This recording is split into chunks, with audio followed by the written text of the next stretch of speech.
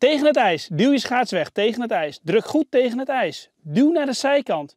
Ik ben een geluidsfragment aan het opnemen voor de nieuwe interactieve stoel om te leren schaatsen van KPN. Belangrijk dat de schaatser goed naar de zijkant duwt. Dit gaan we herhalen. Links, rechts. Door de milde winters in ons land leidt er heel iets minder natuur. Dat betekent dat bijen het rieden net meer achter de ouderwetse keukenstoel leren.